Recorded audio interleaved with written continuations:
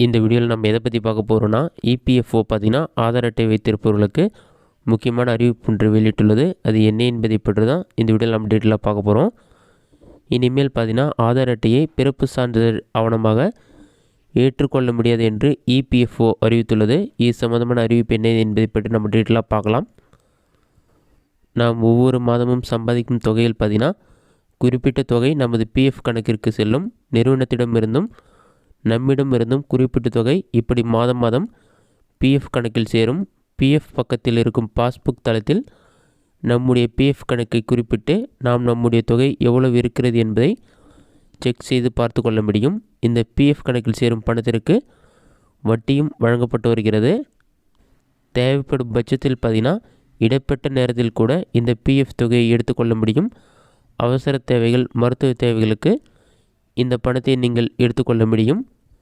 PF போக retirement தொகையும் இதேபோல் வழங்கப்படும். ஆனால் அதை குறிப்பிட்ட வயதிற்கு பின்பே எடுக்க முடியும். இந்த நிலையில் பார்த்திங்கன்னா அதிகமான ஓய்வூதியம் பெறுவதற்கான வாய்ப்புகளை மத்திய அரசு ஏற்படுத்தி கொடுத்துள்ளது. அதன்படி அதிக ஓய்வூதியத்தை பெறுவதற்கு 1995 கீழ் தகுதியான ஓய்வூதியம் பெறுவோர் விண்ணப்பம் செய்யலாம் என்றும் அறிவிக்கப்பட்டுள்ளது.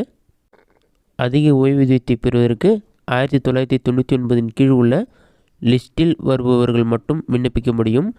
முன்பு பார்த்திங்கன்னா இதற்கான கடைசி தேதி மார்ச் 3ஆம் தேதி வரை இருந்தது. ஆனால் மக்கள் பலரும் தாங்கள் அதிக ஓய்வூதியம் பெற விரும்புகிறோம் என்று கூறியதால் இதற்கு விண்ணப்பிப்பதற்கான தேதி பார்த்திங்கன்னா ஏற்கனவே முடிவடைந்து விட்டது. ஆனால் இந்த தேதியை நீடிக்க வேண்டும் என்றும் கோரிக்கை வைத்தனர். அவர்களின் கோரிக்கையை ஏற்று கடைசி தேதியை மே 3, 2023க்கு மத்திய அரசு மாற்றியுள்ளது. ஊழியர்களுக்கு கிட்டத்தட்ட ஜாக்பாட் அறிவிப்பு போல இது வந்தது. இந்த நிலையில் இனி ஆதார் அட்டையை பிறப்பு சான்றிதழ் ஆவணமாக ஏற்றுக்கொள்ள முடியாது என்று இபிஎஃப்ஓ அறிவித்துள்ளது. அதன்படி பார்த்திங்கன்னா இனி பிறப்பு ஆவணங்களுக்கு ஆதார் அட்டையை கொடுக்கக்கூடாது. அதை கொடுத்துள்ளவர்கள் உடனே பிறப்பு சான்றிதழை வழங்க வேண்டும். பிறப்பு சான்றிதழ் மட்டுமே பிறப்பு சான்றாக ஏற்றுக்கொள்ள முடியும் என்றும் அறிவிக்கப்பட்டுள்ளது. ஏற்கனவே பார்த்திங்கன்னா நாட்டின் முக்கிய சேவைகள் அனைத்திற்கும் ஒரே ஆவணமாகிறது பிறப்பு சான்று. அதன்படி இன்று முதல் பார்த்திங்கன்னா இந்த புதிய விதி அமலுக்கு வருகிறது. இன்று முதல் பல்வேறு சேவைகளுக்கு பிறப்பு சான்றிதழ்கள் முதன்மை சான்றாக இருக்கும் என்று கூறப்படுகிறது. இதனால் பார்த்திங்கன்னா ஆதார் அட்டை, கல்வி நிறுவனங்களில் சேர்க்கை, வாக்காளர் பட்டியல் தயாரித்தல், ஓட்டுநர் உரிமம், பாஸ்போர்ட் வழங்குதல், அரசு பணிகளுக்கான நியமனம் ஆகிய சேவைகளுக்கும் பிறப்பு சான்றிதழை பயன்படுத்தலாம் என்றும் கூறப்பட்டுள்ளது. மேலும் திருமண பதிவு உள்ளிட்ட பல சேவைகளுக்கும் பிறப்பு சான்றிதழ்கள் ஆவணமாக செயல்படும். இந்த சேவைகளுக்கு விண்ணப்பிக்கும் போது பிறப்பு சான்றிதழை ஆவணமாக செயல்படும் என்றும் கூறப்பட்டுள்ளது.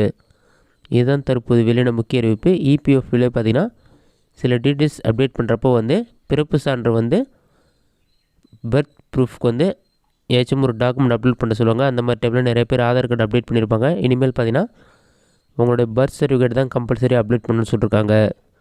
இதுதான் தற்போது வெளியான முக்கிய அறிவிப்பு. இந்த வீடியோ உங்களுக்கு யூஸ்ஃபுல்லாக நினைக்கிறேன். இந்த வீடியோ பிடிச்சிருந்தா லைக் பண்ணுங்கள். ரெசின் டவுட் இருந்தால் கமெண்ட் பாக்ஸில் கமெண்ட் பண்ணுங்கள்.